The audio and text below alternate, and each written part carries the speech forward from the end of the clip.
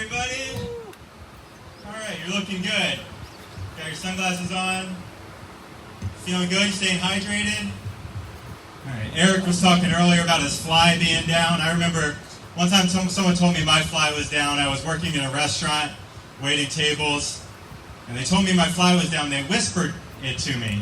I got excited. I thought they were going to tell me a secret. They were like, your fly's down.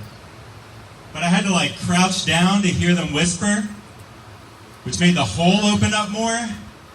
I'm supposed to be working for tips and I'm giving them one. Sir, I appreciate that. As Terry said, I'm from Lancaster, Pennsylvania, home of the Amish. You guys have Amish here in Michigan, right? I think we send our Amish out here to mix up the gene pool so they can marry someone they're not related to. So they've been doing that.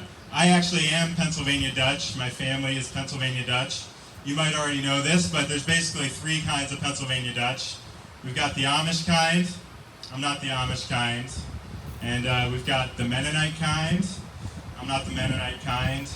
And then there's just regular white people whose grandparents had a funny accent. That's what kind I am. My grandpa couldn't pronounce his V's. He used to always say things like vehicle and VCR. And sadly, we never got to hear him say DVD player. He had one, but he still just called it a VCR. When I was little, I felt like my grandpa was obsessed with acres for some reason. On brand for a Pennsylvania Dutch guy. He'd always say things like, "Who are you?" I just messed up the whole joke. He'd always say things like, "How many acres do you have?" And then as he got older, you'd go see him and he would say things like, "Who are you?" Thank you. Got one laugh for that one. It's okay. I think it's hereditary, so I'll forget about that someday. But I was in Ohio yesterday.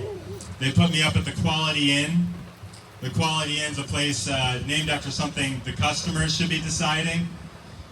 I get it. You can't just call it the inn. Even Jesus couldn't get a room at the inn. The nice thing about the Quality Inn was they upgraded my room. They were like, "Mr. Ziegler, you've been upgraded." And I was like, "Ooh." Because you now have elite status with us here at the Quality Inn. Elite. So we've got the Navy SEALs, Harvard graduates, and then me, just for always choosing a room with a reasonable nightly rate, even though the room sometimes looks like they have a reasonable hourly rate. All right, cool. It truly was an upgrade, though. There was a Hilton across the street. I guess it's an upgrade when you have a room with a view of a nicer hotel.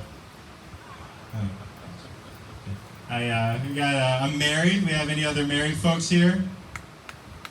Hell yeah. How about you guys married? No? All right.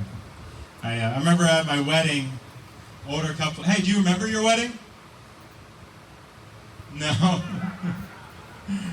At my wedding, older couples kept coming up to try and give us advice. They would always say things like, watch out, eventually things could start to dry up in the bedroom.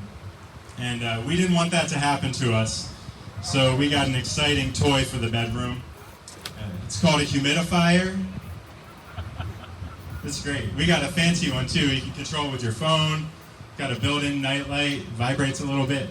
But the mist from the humidifier scared the crap out of me because first time I woke up in the middle of the night, it looked like we were being haunted by the ghost of our sex life. Ooh. No, we do all right. We actually do all right. We've been messing around with some plugs in the bedroom, and they feel amazing because when you put them in, you can't hear the humidifier anymore. Anyway, I'm going to get out of here. I like to think of myself as a modern husband who really tries. The other night, I was folding laundry because I'm a modern husband who folds laundry. And then afterwards, to top it off, I made my wife some chamomile tea while she refolded the laundry. I didn't try hard enough, I guess. All right, thank you guys so much. I've been Kyle Ziegler.